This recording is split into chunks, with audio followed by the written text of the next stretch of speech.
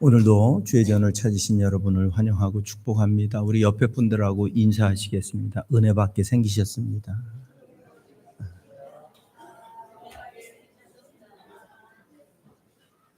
이쁘다는 뜻이에요. 잘생겼다는 뜻이고. 한 번 더 인사하겠습니다. 한 번 더 인사하겠습니다. 당신의 얼굴을 보니 나도 은혜 받겠습니다.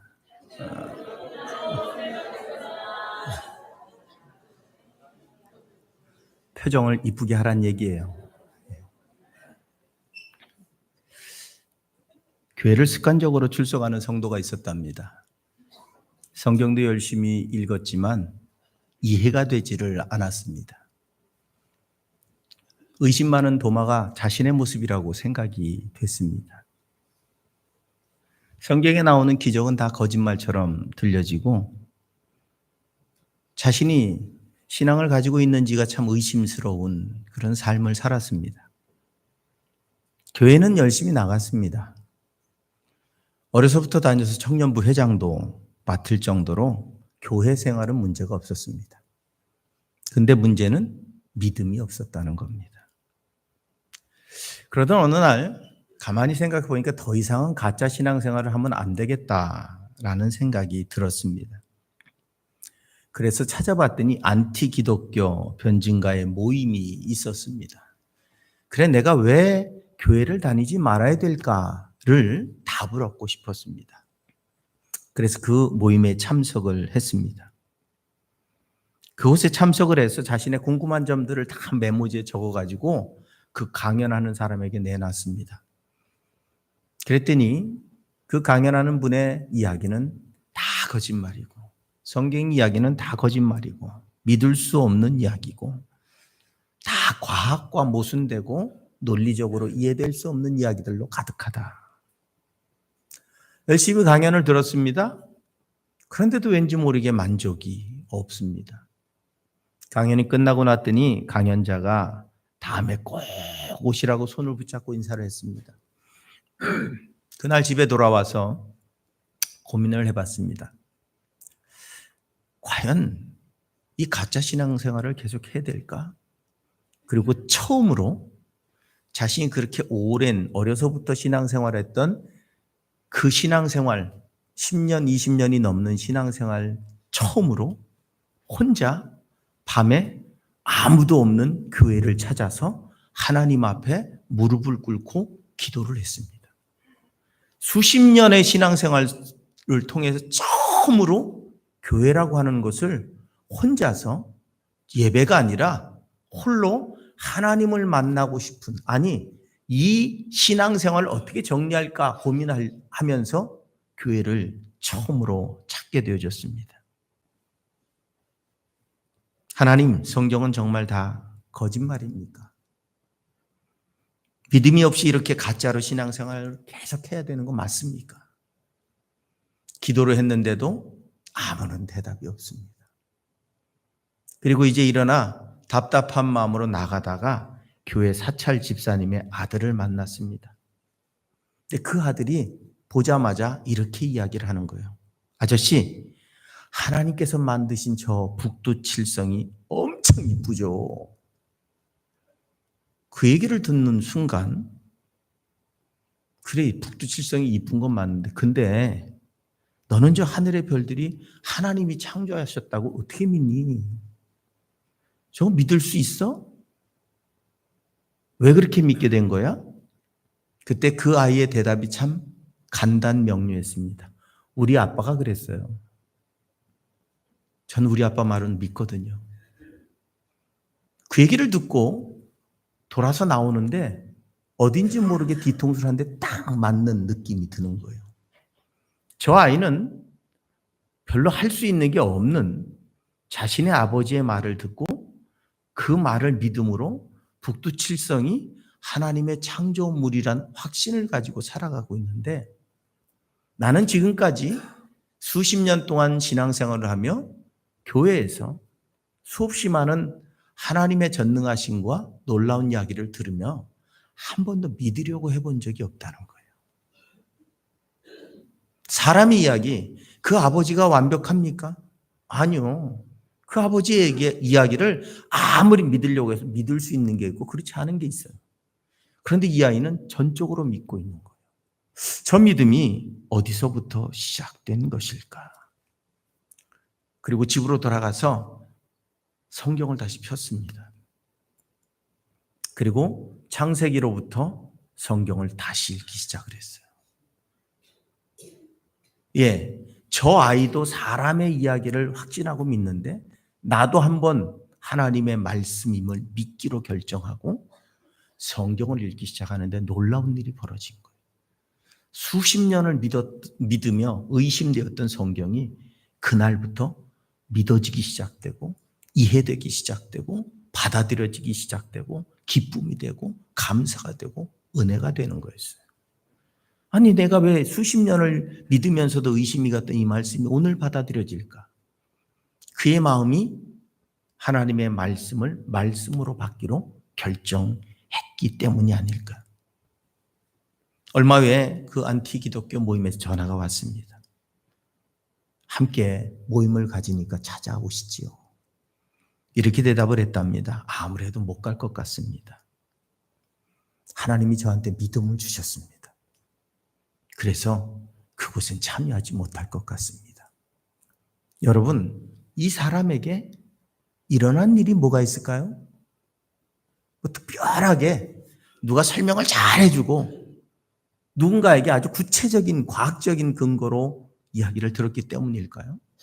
그런데 이상하게 수십 년 동안 믿어지지 않아서 갈등하고 있던 신앙이 어린아이의 한마디로 인해서 자신의 인생에 완전한 변화를 경험하는 은혜를 누리게 되어진 이유가 뭘까요? 우리는 왜라고 하는 단어를 많이 씁니다. 내가 왜 여기 있지? 내가 왜 이걸 믿고 있지? 내가 왜, 내 인생에 왜 이런 일이 생기지? 여러분, 우리는 왜라고 하는 단어를 안 쓸 수가 없어요. 왜? 우리 인생에서 여러분이 계획하고 준비하고 이루고자 하는 대로 살아가는 게 몇 프로나 된다고 생각하십니까? 비가 오는 것도 여러분의 계획이었습니까? 바람이 부는 것도 여러분의 계획이었습니까? 우리는 자연 현상이라고 이야기합니다. 그 자연 현상은 누가 주는 겁니까? 오늘 우리가 살아가고 있는 삶에 이 공기는 누구로부터 생긴 것이고 이 자연 속에서 우리가 살아가면서 이 세상에서 인간으로서 내가 할 수 있는 영역이 얼마나 된다고 생각하십니까? 넓게 따져보면 우리는 우리 자신을 위해서 할 수 있는 게 거의 제로 상태에 가까울 만큼. 난 오늘 먹기로 했는데 갑자기 소화가 안 돼요. 내 계획이 없던 일이에요. 내 몸인데도 내 마음대로 안 돼요. 내 육신인데도 내가 어떻게 할 수 없는 경우를 수없이 많이 우리는 경험하고 살아갑니다. 우린 그때마다 불행한 일이 다가오고 자연 환경이 우리를 고통스럽게 만드는데 왜 이런 일이? 그때 우리는 절대자를 찾습니다. 하나님 왜 이런 일이? 우리는 그렇게 왜라고 하는 단어를 끊임없이 외치고 살아가면서도 정작 믿을 거 믿지 않을 걸 내가 결정하려고 합니다. 우리의 믿음은 어디로부터 시작될까요? 오늘 성경은 이렇게 단언하며 말씀합니다. 믿음은 들음에서 나며 들음은 그리스도의 말씀으로 말미암았느니라. 믿음은 무엇으로부터 시작되느냐? 하나님의 말씀으로부터 시작됐답니다. 성경이라고 하는 것을 통해서 우리는 믿음이라고 하는 것을 발견했습니다. 물론 이전에 이 믿음이라는 단어는 있었습니다. 하지만 영원한 생명과 구원이라고 하는 그 확신은 성경 말고는 준 곳이 없습니다. 이 세상에 수없이 많은 종교가 있지만 내가 영원히 사는 길, 내가 믿음으로 영원히 사는 길, 내가 죽지 않고 영원히 사는 길, 죽었어도 다시 살아나는 길, 그 길을 우리에게 알려준 책은 딱 하나밖에 없습니다. 소위 말하죠. 세상의 모든 신에게는 무덤이 있지만 기독교에는 무덤이 없습니다. 왜? 죽지 아니하셨기 때문입니다. 영원히 사시기 때문입니다. 그리고 그 하나님, 그 전능하신 하나님, 우리는 왜 믿을 수 없을까요? 우리 그릇에 담을 수가 없기 때문이에요. 우리가 이해할 수 없는 분이기 때문입니다. 여러분, 세상을 말만 해도 창조되었다는 말을 믿으실 수 있습니까? 어떤 근거로? 그건 우리의 이해의 범위, 우리의 믿음의 범위, 우리 인간의 능력의 범위 바깥에 있는 거예요.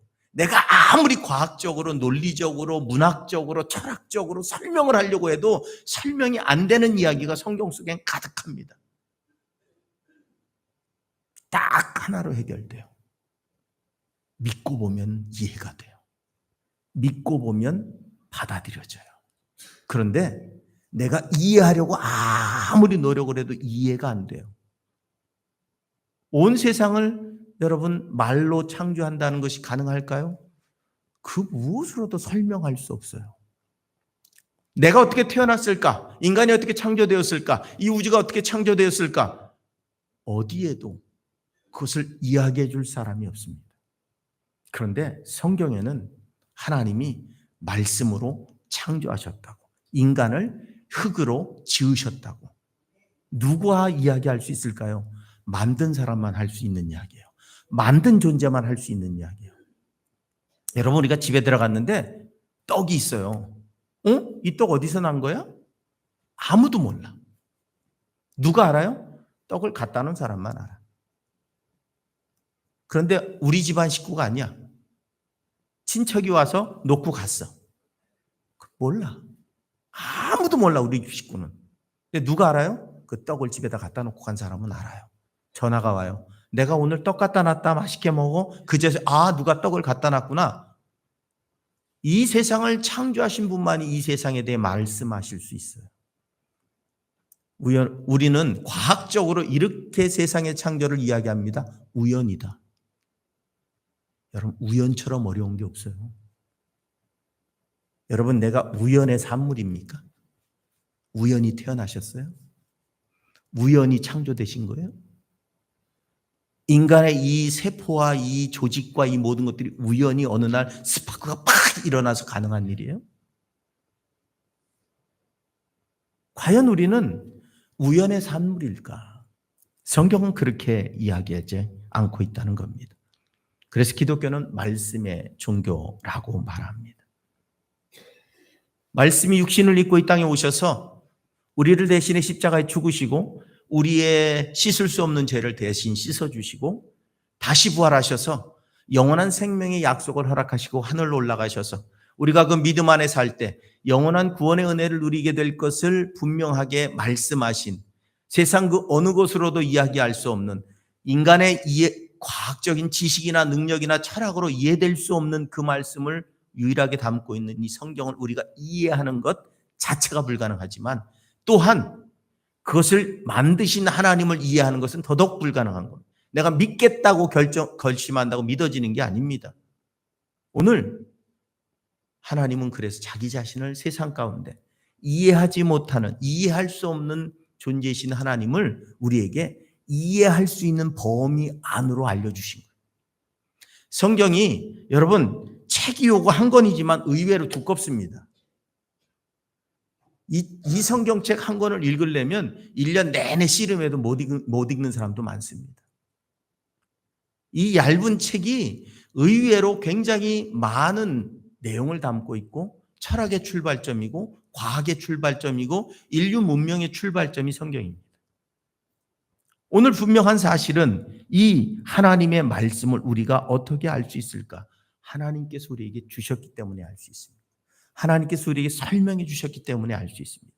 하나님께서 우리에게 말씀해 주셨기 때문에 알 수 있다고 하는 사실입니다. 오늘 17절 말씀은 믿음은 들음에서 나면 들음은 그리스도의 말씀으로 말미암느니라 라고 말하고 있습니다. 이 이야기라면 무조건 믿으라는 거네. 무식하게 믿으라는 거네. 생각 없이 믿으라는 거네. 결론은 무비판적으로 그냥 믿으라는 거네. 그런데 여러분, 어쩔 수가 없어요. 왜? 인간의 지식 안에서는 해결이 안 되는 문제이기 때문입니다. 여러분, 사람이 죽었다가 다시 사는 게 과학적으로 어떻게 가능할까요? 의학적으로 어떻게 설명할 수 있을까요? 바다가 갈라지는 걸 여러분 어떤 과학으로 설명할 수 있고 어떤 능력으로 설명할 수 있을까요? 하늘의 만나가 내려 60만이 넘는 장정만 60만인 사람이 먹을 수 있는 양이 쏟아지는 방법이 40년 동안 어떻게 일어날 수 있을까요?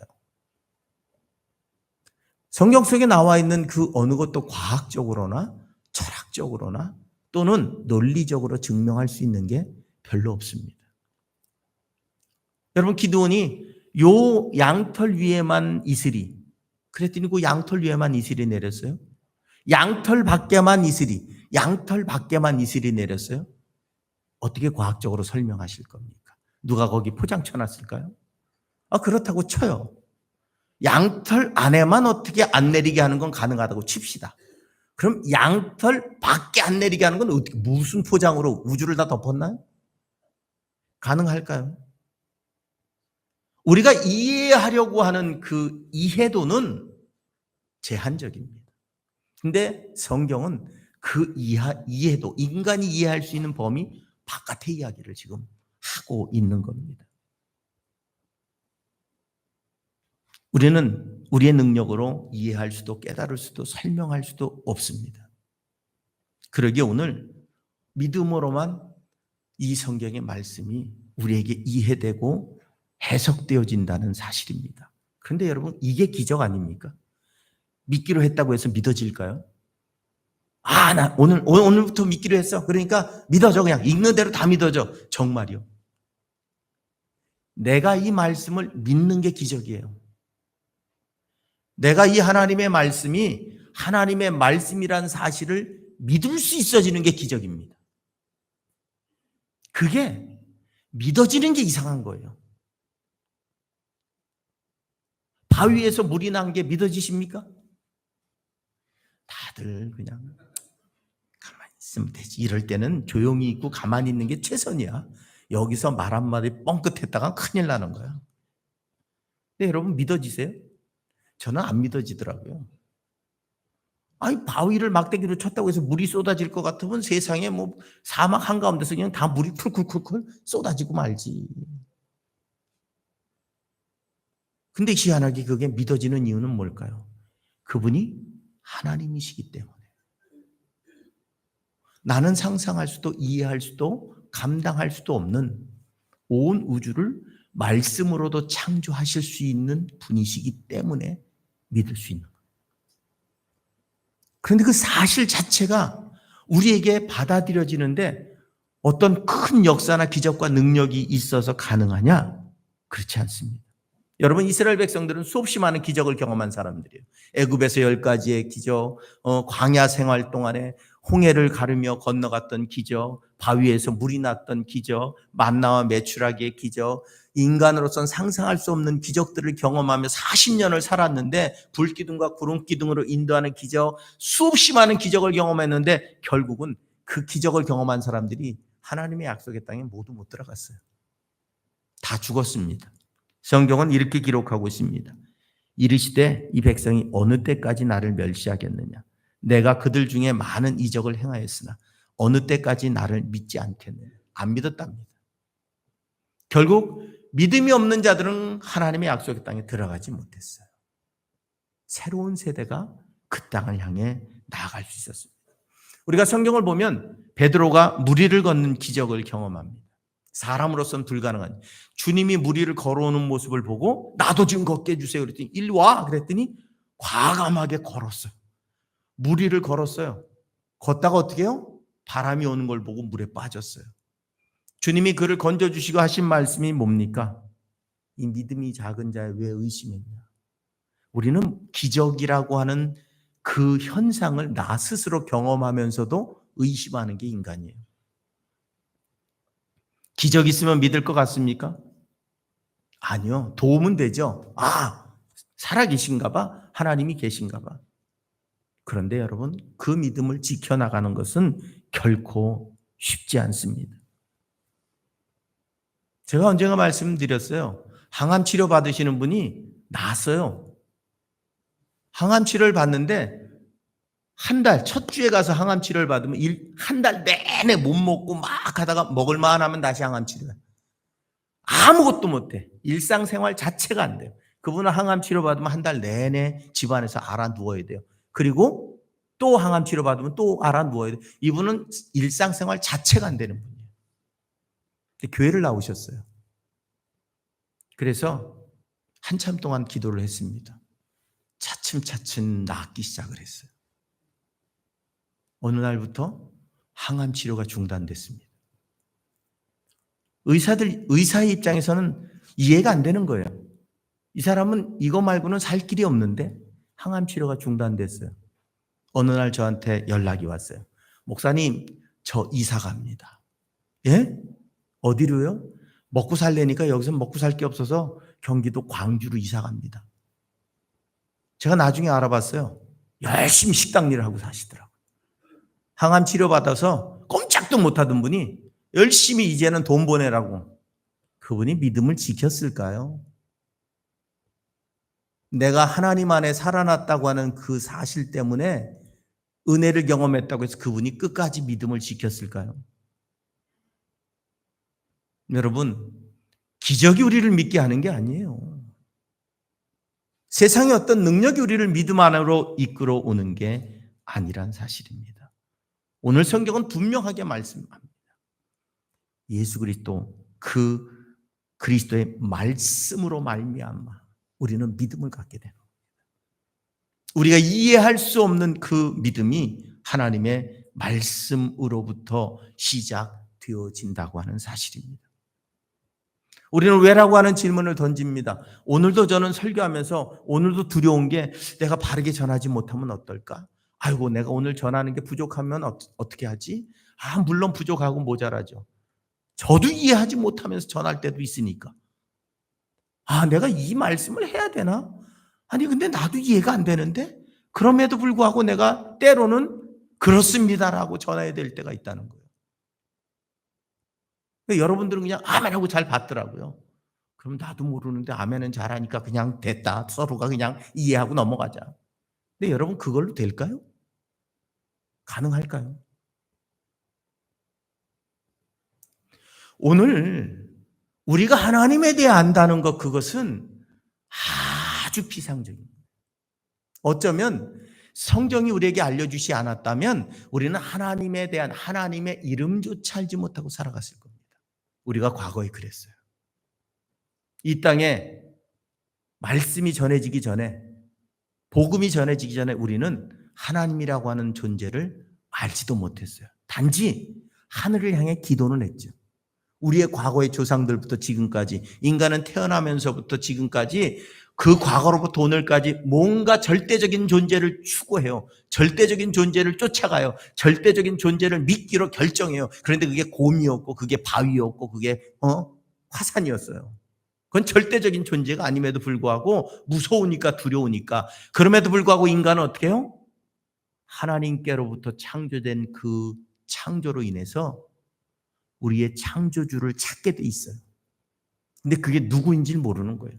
그러니까 때로는 곰도 붙들고, 바위도 붙들고, 화산도 붙들고, 독수리도 붙들고, 사자도 붙들고, 그렇게 믿으려고, 믿음의 대상을 가지려고 노력할 뿐이죠. 그때 하나님께서는 우리에게 말씀으로 내가 너희를 창조했고, 내가 너희를 심판할 것이고, 내가 너희를 구원할 것이고, 그 모든 일을 이 땅의 창조로부터 심판의 때 이르기까지 알파와 오메가를 성경에 기록해 놓으셨다는 겁니다. 세상에 누구도 처음과 끝을 다 아는 존재는 없어요. 여러분, 어느 종교를 가도 처음서부터 끝까지를 다 설명하는 종교는 없어요. 그냥 그럴 것이다, 그래야 된다, 추구해야 된다, 해탈해야 된다, 쫓아가야 된다, 열심히 말은 해도 처음은 이것이고 마지막은 이것이다. 이건 이 땅을 창조하신 분만 하실 수 있는 이야기고, 이 땅의 주인만이 하실 수 있는 이야기고, 이 땅을 다스리는 분만 하실 수 있는 이야기예요. 그런데 성경은 그 처음과 마지막이 다 기록이 되어 있어요. 그 이야기는 하나님이 우리를 창조하셨음을 분명하게 말씀하고 있다는 겁니다. 그런데 그 믿음의 길을 걷기 위해 들어야, 오늘 성경은 이렇게 설명을 하고 있습니다. 그런즉 그들이 믿지 아니하는 일을 어찌 부르리요? 듣지도 못한 일을 어찌 믿으리요? 전파하는 자가 없이 어찌 들으리요? 보내심을 받지 아니하였으면 어찌 전파하리요? 순서대로죠. 내가 듣지 못했는데 믿는다고 고백할 수 없고, 내가 들으려면 전파하는 사람이 있어야 되는데 그 전파하는 사람이 없는데 어떻게 내가 들을 수 있을 것이며, 그 전파하는 사람은 내가 뭘 전하는지도 모르는데 어떻게 전파할 것이냐 하는 거예요. 결국 하나님의 말씀의 시작도 하나님이시고 하나님의 말씀의 끝도 하나님이신데, 그 믿음은 하나님의 말씀으로부터 오는 것이고 그 말씀은 누가 전파하느냐? 하나님께서 사람을 통해 전파하시는 거예요. 믿는 자를 통해 하나님이 그 복음을 증거하심을 통해서 그 믿음을 가진 자가 하나님의 말씀을 가지고 세상 가운데 전하고, 그 세상 가운데서 그 전하는 자, 믿음을 가지고 전하는 자의 그 복음을 듣고 내가 받아들이고 믿을 때 그 또한 구원의 은혜 안에 살며 또 주어진 사명으로 세상 가운데 전하는 삶을 살아가게 되어져 있다는 겁니다. 믿음은 들음에서 온다고 말합니다. 아코에스라는 말입니다. 듣는 행위, 들려오는 것을 의미합니다. 그런데 여러분, 앞에 보면 좋은 소식을 전하는 자들의 발이여 함과 같으니라, 이사야서에 나와 있는 말씀을 인용을 했습니다. 좋은 소식을 전하는 자, 이 전한다는 말도 같은 아코에라고 하는 단어를 씁니다. 그런데 이사야에서 전하는 자의 발이 아름답다고 할 때 그 전한다는 것은 수동태입니다. 누군가 의해서 전해지는 것. 하지만 오늘 들음에서부터 난다고 하는 이 말씀은 뭔가 하면 능동태입니다. 내가 들으려고 할 때, 그때 들려지는 거예요. 여러분, 신앙은 기적으로도 능력으로도 역사로도 우리에게 다가오지 않습니다. 하지만 내가 마음의 문을 열고 그 하나님의 말씀을 내 것으로 받아들이기로 결정하고 다가갈 때 하나님께서는 우리 안에서 역사를 이루시는 거예요. 베드로가 복음을 전합니다. 베드로와 제자들이. 그들은 어떤 사람입니까? 예수님 십자가에 못 박으실 때 다 도망가고 부인했던 사람들이에요. 그런데 그들이 복음을 전할 때 하루에도 3,000명씩 5,000명씩 변화됐답니다. 이유가 뭡니까? 그들의 이야기, 그들이 전하는 말씀을 듣고 찔렸대요. 그래서 내가 어찌해야 됩니까? 우리가 어찌해야 될까요? 고민하는 소리를 들었다는 거예요. 그러면서 그들에 대한 평가가 뭐예요? 저들이 갈릴리 사람 아니냐? 갈릴리 사람이라는 건 뱃사람, 어부라는 거예요. 어부라는 이야기는 배운 거 없고 가난하고 무식하고 저런 걸 전할 수 있는 능력이 없는 존재라는 무시함의 언어예요. 그런 무식하고 무지하고 정말로 무시당해야 되는 사람들이 정말로 유창하게 하나님의 말씀을, 복음을 전해서 그 말씀을 듣는 자들이 변화돼서 하루에도 수천 명씩이 하나님께로 돌아가는 역사가 일어나게 만들어진 그 모든 사건의 배후에 누가 있느냐? 하나님이 계십니다. 그들이 언제부터? 성령을 받은 이후부터. 성령이 그들에게 임하고 난 이후부터 그들은 담대해졌습니다. 그리고 그들의 입술에 하나님의 말씀이 주어질 때 그들이 전한 복음은 많은 영혼들을 변화시키는 능력이 되어졌습니다. 복음을 전하는 자가 중요한 게 아니에요. 복음을 전하는 자는 베드로든 바울이든 바나바든 바울 누구든 그건 하나님의 도구일 뿐입니다. 중요한 것은 그 입술에 넣어준 그 말씀, 그 말씀을 들음으로 내가 확신하고 믿고 붙들 때 우리 심령 가운데 믿음이 생기고, 그 믿음은 우리의 인생을 송두리째 바꾸어서 하나님 앞에 나를 드리는 삶으로 변화되는 역사를 경험하게 만드는 것인 줄로 믿습니다. 그러기에 오늘 우리의 믿음은 어디로부터? 하나님의 말씀을 들음으로부터 시작됩니다. 그 말씀을 듣지 않고는 결단코 우리는 온전한 믿음 안에 설 수 없음을 우리 스스로가 분명히 기억하고 바라볼 때 우리에게 하나님의 놀라우신 역사가 일어날 것이고, 그때 오늘 13절에 이렇게 말합니다. 누구든지 주의 이름을 부르는 자는 구원을 받으리라. 주의 이름을 누가 부를까요? 믿는 자가 부르는 겁니다. 곧 하나님의 말씀을 전하는 자들의 그 믿음과 하나님이 그들의 입에 넣어준 복음의 말씀, 생명의 말씀을 내가 듣기로 인정하기로 받아들이고 결정하고 그 말씀을 내가 온전히 내 가슴에 받아들인 그 영혼들이 이제는 주님의 이름을 부를 수밖에 없죠. 그 구원의 이름을 부를 수밖에 없죠. 그 용서의 이름을 부를 수밖에 없죠. 그 능력의 이름을 부를 수밖에 없죠. 그 역사의 이름을 부를 수밖에 없죠.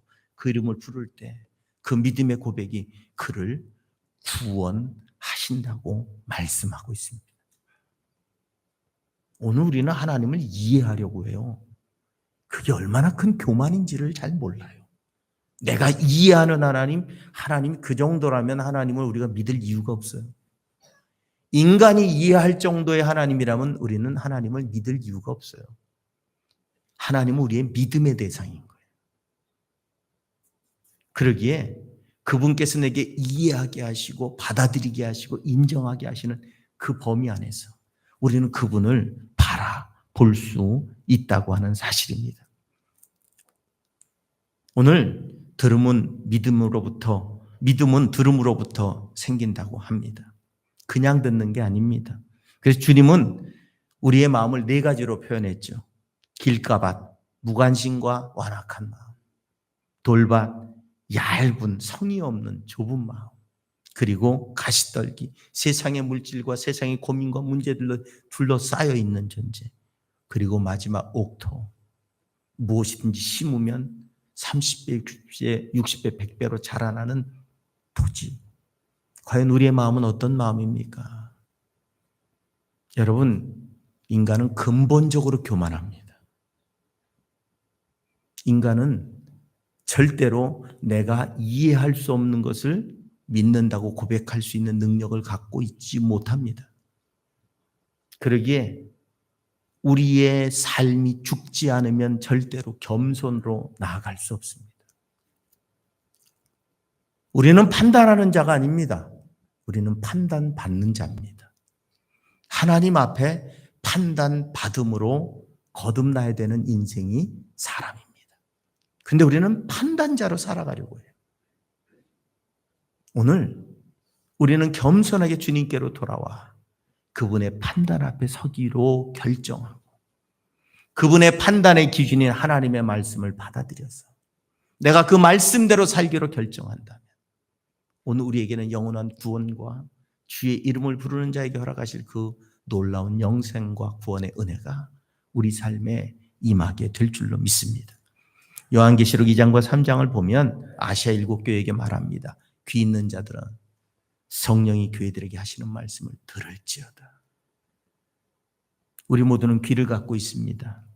하지만 들을 귀가 있는가 하는 겁니다. 내 마음의 문을 닫고 내 믿음의 문을 닫고 교만함으로 내 인간적인 지식으로 내 능력으로 하나님을 판단하려고 하는 한 우리는 어떤 방법으로도 하나님을 만날 수 없습니다. 왜냐하면 하나님은 그 차원을 넘어 계신 분이기 때문입니다.